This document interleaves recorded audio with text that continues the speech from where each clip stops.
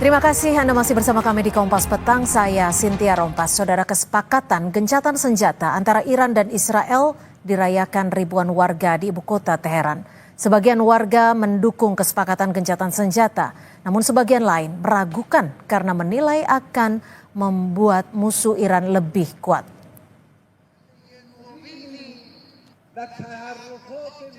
Warga Teheran memenuhi alun-alun revolusi di pusat kota Teheran sambil mengibarkan bendera Iran dan Palestina. Mereka menyatakan dukungan dan kesetiaan terhadap sikap yang diambil para pemimpin Iran. Namun ada juga sebagian warga Iran meragukan kesepakatan gencatan senjata Iran dengan Israel kali ini. Mereka menilai kesepakatan senjata kali ini justru akan membuat musuh-musuh Iran menjadi lebih kuat.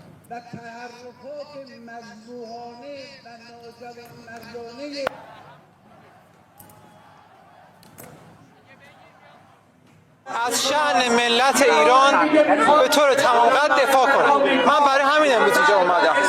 دلیل نداشت امروز بیام. فقط اومدم بگم که اون چه که فرماندهی کل قوا میفرمایند ما میگیم اطاعت. هر چی که هست Senjata. Namun apakah kesepakatan ini bisa berlangsung lama? Faktor apa saja yang bisa mengoyak kesepakatan ini? Kami akan membahasnya bersama pengamat hubungan internasional Universitas Indonesia. Sudah ada Bu Susi Sri Sudarman, serta Kapuspen TNI periode 2010 hingga 2014 sudah ada Pak Iskandar Sitompul. Terima kasih Bu Susi, Pak Iskandar sudah menyempatkan waktu di Kompas Petang. Saya akan ke Bu Susi terlebih dahulu. Bu Susi, ada kesepakatan gencatan senjata. Menurut Anda, kesepakatan ini antara kedua belah pihak, Iran dan Israel, atau kesepakatan yang memang bisa dikatakan dipaksakan karena ada Amerika Serikat di situ? Jadi Donald Trump sebetulnya mengadakan pemboman itu untuk memuaskan Israel, tapi pemboman itu bersifat simbolik. Ternyata penetrasi bunker bombers itu hanya sampai 60 meter, sedangkan fasilitas nuklir Iran itu 90 meter di bawah, ya, di bawah pegunungan tersebut. Jadi satu hal yang hanya bersifat simbolik karena Amerika ingin mendamaikan dan memuaskan semua pihak. Ternyata kan Netanyahu yang punya masalah di dalam negerinya menginginkan yang lebih, kemenangan yang lebih besar, yaitu menaklukkan Iran sama sekali, yang sebetulnya agak susah dibayangkan bisa terjadi ya. Karena kalau Iran porak-poranda dan akhirnya muncul wall rock juga akan mengganggu seluruh Timur Tengah. Jadi di sini ada masalah utama, Iran bersifat defensif, tapi Israel bersifat ofensif. Jadi kalau dua-duanya tidak sepakat, kalau ofensif dari Israel dijawab oleh ofensif dari Iran, tentunya tidak akan terjadi gencatan senjata karena memang tidak bisa memenuhi keinginan-keinginan yang bersifat sangat sentral dalam artian memikirkan diri sendiri. Israel hanya memikirkan diri sendiri dan menggunakan AS untuk melakukan pemboman, tapi sebetulnya dia masih menginginkan penghancuran Iran. Jadi di sini ya nggak bisa ketemu kayaknya. Oke. Pak Iskandar, kalau dilihat dari gencatan senjata yang saat ini memang disebutkan sudah disepakati kedua belah pihak, apa sih sebenarnya faktor-faktor utama bisa terrealisasi gencatan senjata ini? Jadi selamat sore buat semuanya, Bu Susi dan kita semua saja berada. Jadi untuk gencatan senjata ini tentunya harus ada yang menginisiasi satu negara yang kuat. Manakala negara itu nggak kuat, nggak bakalan didengar. Percaya sama saya. Apalagi kita tahu nih, budaya atau habitat dari dua negara ini, Israel sama Iran ini, memang dari dulu kan, dari 50 tahun, dari zaman-zaman dulu udah begini terus.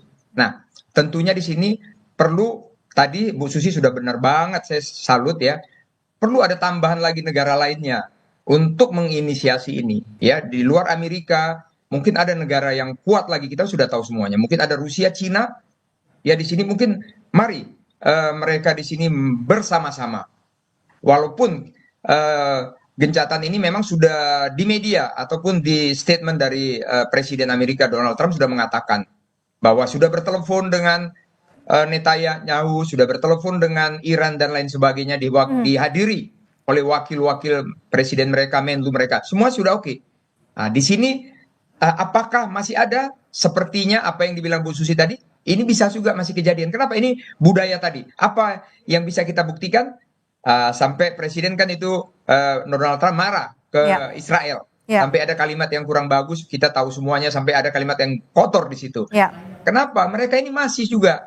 Tentunya di sini harus ada tambahan kekuatan lagi. Di lain Amerika, ini menurut saya, sebagai saya seorang tentara, ini menurut saya, ini perlu ada lagi kekuatan-kekuatan lain yang meredakan Iran, yang meredakan Israel, kekuatan tambahan. Ini menurut saya sementara, Mbak. Oke, Bu Susi, kalau bicara soal kekuatan negara lain yang bisa mendukung ataupun mensokong perdamaian antara Iran dan juga Israel, negara-negara mana saja? Kalau tadi Pak Iskandar sebut mungkin Rusia. Kita tahu juga ada negara kuat lainnya, Tiongkok. Lalu bagaimana peran dari Arab Saudi, Uni Emirat Arab yang mungkin bisa mendukung faktor perdamaian ini?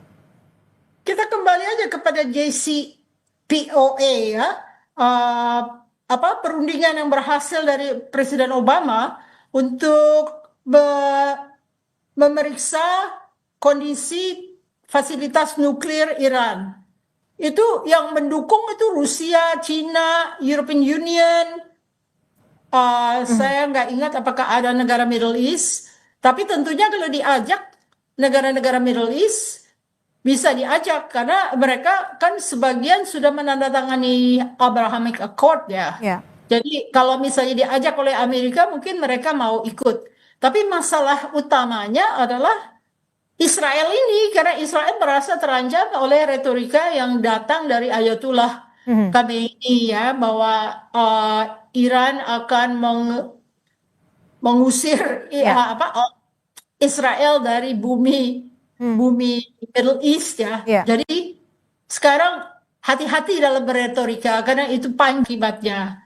Akibat itu tidak mudah dilupakan oleh orang-orang Israel, apalagi ada seorang Netanyahu yang sebetulnya dirundung oleh kasus korupsi. Kalau dia tidak terus berperang, masalah Gaza, masalah korupsi itu akan mencuat sebagai kriminalisasi dirinya sendiri. Jadi dia berkepentingan sangat untuk melanjutkan peperangan ini supaya orang lupa bahwa dia adalah orang yang penuh kejahatan ya yang bisa dihukum internasional maupun hukum di dalam negerinya. Oke, Pak Iskandar, kalau dilihat dari gencatan senjata saat ini sebenarnya bersifat fragile, artinya hanya sementara, atau bersifat permanen? Karena di sisi lain kita juga masih tahu kekuatan militer Amerika Serikat juga masih dipertahankan di sana.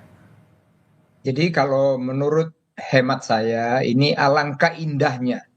Ini permanen, diupayakan permanen. Kenapa saya katakan demikian? Belakang negara ini mempunyai kekuatan-kekuatan yang sangat dahsyat. Contohnya, di sana mereka mempunyai semuanya nuklir. Bayangkan kalau itu sampai diledakkan. Yang korban bukan mereka-mereka yang kata Bu Susi tadi. Oke lah, Netanyahu katakan tanda petik, asumsi jahat, monggo silakan. Apakah itu Khamenei jahat, monggo silakan. Tapi mari kita berpikir secara holistik, secara komprehensif. Manakala ini tidak bisa dibendung, mereka mempunyai kekuatan yang begitu, walaupun mereka ini harusnya sudah terdaftar yang kata Bu Susi bilang di dalam controlling. Namun mereka ini kan kadang-kadang ada yang negara Israel itu dia mau disurvei dia punya nuklir, tapi Iran mungkin tidak mau. Seperti ini. Nah, ini sangat berbahaya kalau tidak diredakan. Korbanlah masyarakat begitu banyak. Kita bisa lihat bom atom di Jepang, bagaimana itu? Bahaya sekali. Kenapa? Nuklir ini kalau digandakan kekuatannya seperti bom atom. Itu akan kena radiasi, akan korban 75 tahun. Akan cacat orang semua 75 tahun. Itu kalau kita tinjau dari kesehatan. Manusia ini, kita mau kemana ini sebenarnya? Ini kalau menurut saya. Jadi apapun kejadian, menurut saya semua negara harus hati panas kepala dingin mendamaikan ini. Karena ini negara-negara yang budaya maunya perang-perang terus. Dulu mereka belum punya nuklir, masih konvensional biasa. Sekarang mereka semua punya nuklir. Iran 50 tahun dia sudah merancang, dia menjalin, dia meneliti dan pengembangan tentang nuklirnya. Berarti sudah hebat. Di belakang-belakang ini juga bahaya sekali. Ini menurut saya, apapun kejadiannya, seluruh dunia harus merespon ini menuju tadi yang kata Bu apa kata presenter tadi, harus bisa damai seterusnya. Kalau enggak ini Ya, sangat bahaya. jadi tidak hanya bersifat sementara atau fragile, tapi bersifat permanen atau selamanya. Bu Susi, sebenarnya posisi Amerika Serikat dalam gencatan senjata ini seperti apa sih? Kita tahu bahwa ada coercive diplomasinya Presiden Trump. Tapi kita tahu juga bahwa Iran mengklaim bahwa Iran lah yang menang. Di sisi lain, Israel juga mengklaim bahwa Israel lah yang menang. Ini istilahnya dalam ilmu sosiologi adalah management of impressions atau mengelola kesan. Mengelola kesan itu bisa menggunakan teknologi informasi. Sebesar-besarnya dia melakukan komunikasi, itu akan menggambarkan satu pihak itu menang atau satu pihak itu sebetulnya kalah. Ya. Jadi di sini mungkin kalangan yang punya intelligence di Amerika melihat bahwa sebetulnya bunker buster bomb itu tidak sampai ke wilayah yang harusnya dibom habis. Jadi mereka masih penasaran gitu ya. Di samping juga punya pemimpin yang punya kriminalisasi. Jadi double lah. Saya pikir orang Zionis nggak begitu saja melepaskan Amerika. Dia akan meneliti di dalamnya, mungkin di dalam CIA, di dalam Pentagon itu ada orang Zionis, karena mereka kan sudah di warga negara Amerika, jadi mereka bekerja seperti warga negara, tapi sebetulnya dia membagi intelligence itu kepada Israel. Nah, di sini yang terbongkar malah New York Times yang menggambarkan bahwa sebetulnya bunker buster bomb itu tidak berhasil. Kurang berhasil, bukan tidak berhasil. Dia berhasil membolongi cuma sampai 60 meter. Sedangkan elemennya itu 90 meter di bawah tanah. Jadi sebetulnya mungkin ada yang membocorkan ya. Lalu membocorkan ini New York Times kan di New York itu penuh. Artinya kekuatan nuklir Iran masih sangat penuh seperti itu ya Bu Susi ya? Apa? Kekuatan nuklirnya Iran artinya masih sangat penuh?